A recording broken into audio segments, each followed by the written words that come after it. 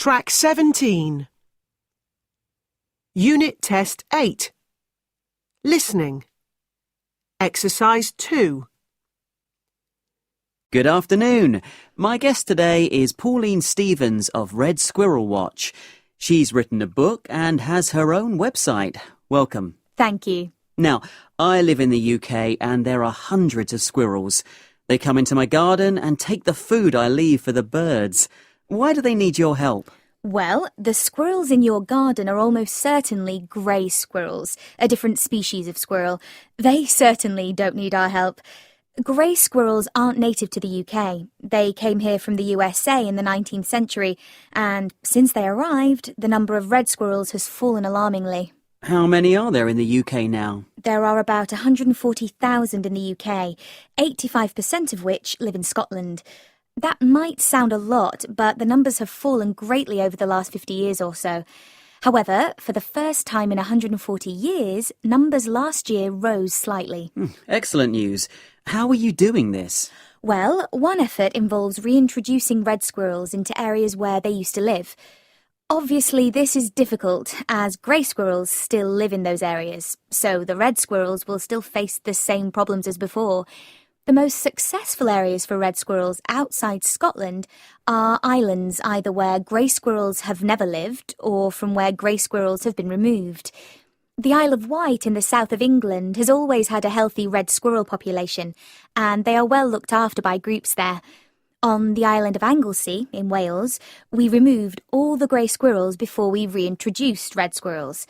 Again, the red squirrels are doing well there. We have also introduced red squirrels to the Scilly Isles in the far southwest of England. This has never been home to squirrels, either grey or red, but we're hoping that the red squirrels we've placed there will be able to build up a healthy community. There are no natural predators on the island, no foxes, for example, but the islands are small and there aren't enough forests to support a big population. That sounds very positive. So, tell me about the problems caused by grey squirrels. I know they are bigger than red squirrels, so do they attack them? No, there is no evidence of attacks by grey squirrels. However, grey squirrels carry a disease that doesn't harm them, but is deadly to red squirrels. Grey squirrels are also able to digest different food, such as acorns from oak trees, so it's easier for them to find food. There are fewer trees, of course, because of building work, and red squirrels have been found to stop breeding when they feel under pressure, so fewer babies have been born in recent years. So, why are they more successful in Scotland? Have you reintroduced them there? We haven't had to. Nature has helped them. There are more evergreen trees in Scotland, which suit the red squirrels better than grey squirrels. Also, Scotland has quite a large pine marten population. Pine martens are about the size of a cat, and they are excellent hunters. Grey squirrels are easy prey for pine martens because they spend more time on the ground than red squirrels, which tend to stay up in the trees. These factors mean that the grey squirrel population in Scotland has always been lower than in other areas. So, maybe what you should do is reintroduce the pine marten to England and Wales.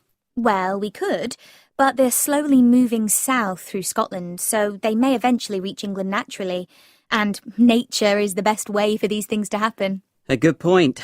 Thank you, but I may still get a pet pine marten to save my bird food from squirrels. You may find you don't have any birds left. Right. Thank you for coming and good luck. Thank you.